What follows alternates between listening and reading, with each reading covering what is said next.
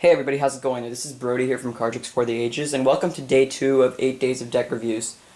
So, today I'm going to be reviewing the Ace Fulton's Chinatown deck by Dan and Dave, but before I do that, I just want to do a little poll. You will be seeing all 6 of these decks reviewed over the next 6 reviews, but which one do you want to see tomorrow? So, the one that gets the most votes in the comment section below, just comment below which deck you want. The one with the most votes will be reviewed tomorrow. But, everyone will be reviewed, but just I wanted to see what you wanted to see reviewed first. So, yeah, let's get into day 2.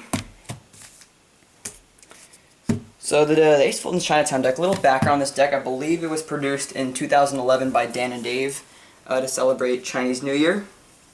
You see a lot of elements of Chinese culture in this deck, especially evident in basically everything. The theme's going to be repeating throughout. They did a really nice job with this deck. It came in 2 versions, the Game of Death, which is yellow, and this version. This version costs basically $13 to $15 right now. You can get it on the One-Eyed Jack, link in the description box below. Remember to get 10% off your order with the coupon code CLUBS. And I got this one at the Magic Apple.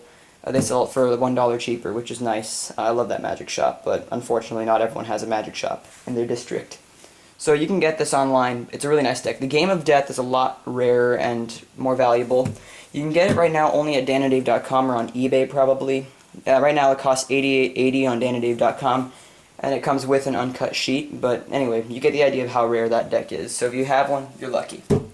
Anyway, this is also a really nice deck, so let's get into some of the more specifics. Take a look at the box here, and you see some nice gold. And this is actually an orange. I'm not sure if the camera picks that up as a red or an orange, but it's orange. It says Fulton's, just like the Fulton's clip joint in that nice script. It says Chinatown playing cards, and it has a little dragon emblem. This is all foiled, and maybe a little bit embossed. You can feel the foiling, but it's not embossed really. Top it says just Fulton's, and let's see here. On the bottom it says Cambric 37, which is the finish, I believe. It's some kind of plasticky. We'll get into that a little bit later. Made in the USA, and some Chinese character. I have no idea what that says. The side you get some information, and on the back you get a glimpse of the back design. This is not the actual back design. They do not use metallic ink or foiling on the actual cards, but it is gold on the actual cards. On the flap you get some more designing, and on you get 2 Chinese characters here on the 2 little inserts. So that's what the box looks like. A really cool looking box in my opinion. I really like this box. So let's get a look at the cards. What are you going to get besides the cards? You're going to get 2 ad cards or 2 information cards. The first one has some information about the designer and the illustrator. You can see right there. We'll get into that in a minute. And here you got a QR code. I haven't scanned it yet. I believe it has some information on Dan and Dave or something. I'm not really sure. Probably an advertisement. The interesting thing is when you compare the back design of the actual cards and the jokers to the ad cards, you'll see that they're actually inverted. That's a nice touch. I really like this. I'm not sure if many people noticed that, but it's a pretty cool thing that I managed to notice with the help of Jody when we take a look at this deck. Take a look at the jokers. Really cool jokers. They're 2-way jokers. They're just 2 dragons, one facing each direction. You can see right there what it looks like with some design in the middle. And you get the standard back design right there. No reveals, well, anything like that. Let's get into the cards. The Ace of Spades, I remember it was very cool looking. Let me get into that as soon as I can find it. Right there. Beautiful. You can see the Ace of Spades right there. That's a pretty cool looking ace. You got just a dragon coiled around, I don't know what that is in the middle, like a hive? I don't know. A rocket launcher? I don't know. Could be anything. And so really cool looking spade pip right there that they put. A good addition to the deck.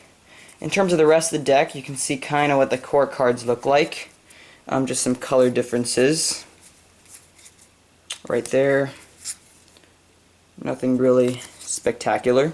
But it goes along with the theme. And the rest of the cards, the reds are really bright. They're basically orange. They are orange, so let's just put it that. They're even brighter than the vintage plaid if you have those, and those are already pretty bright. The rest of the things, the black cards are pretty standard. Fonts, pips, all standard. And you know, that's a good thing. This deck is not going to confuse spectators. Well, actually it might because of the bright color on the back design. So now let's talk about that. The back design. You can see here you get this dragon. It's a 2-way back for those people who like it. Looks really nice. I wish they used metallic ink like the box. It just pops a lot more. But then again, this gold is also nice, and I'm not sure how expensive it is to use metallic ink on the back of these things. But anyway, yeah, that's what the back design looks like. It's really cool. It's orange, once again, not red. Great job to the designer. Now the thing is, it's a little bit bright, the orange, so it took me a little bit while to get used to it. Your eyes might want to adjust. It's very bright at first, so it's very surprising when you take the cards out of the box, I guarantee you. If you were to buy this deck, which I definitely recommend you should if you do not have it. Aside from that, I do not have any complaints about this deck. Talk about the handling. Cambric 37 finish is brilliant. Fans are just great. They feel kind of plasticky, the cards. I'm not sure if that is the finish, definitely. And it doesn't really contribute to anything. Double lifts are a little bit harder for me on these cards. I can't do anything as well. My slides don't work as well. So this isn't my favorite deck in terms of handling. I'm just not a big fan of the finish itself. They are very smooth, though. Don't get me wrong. Just not the right thing for me in terms of handling. But it will be for you if you you'll have to experiment around with the finish that's best for you. I like the Artifice deck, as you could tell yesterday. But who knows? This could be your favorite deck. It definitely feels unique. The stock feels pretty average in terms of thickness. It feels just like a bicycle card, maybe a little bit softer and maybe a little bit thinner. But yeah, that's it in terms of handling. Spreads, all fine. These cards are very smooth, and they look very good. So tell me what you thought about this review. I'll give this deck a 9 out of 10, just for the heck of it. It's a really awesome deck. Collector's a must. Magicians, probably you'll want to get it, and collectability is very good in terms of this deck. So go out there, have some fun. Remember to vote in the comment section below which deck you want tomorrow. You saw them at the beginning. I'll have them listed in the description box. That's it, guys, and I'll see you next time. Have a nice day. Goodbye.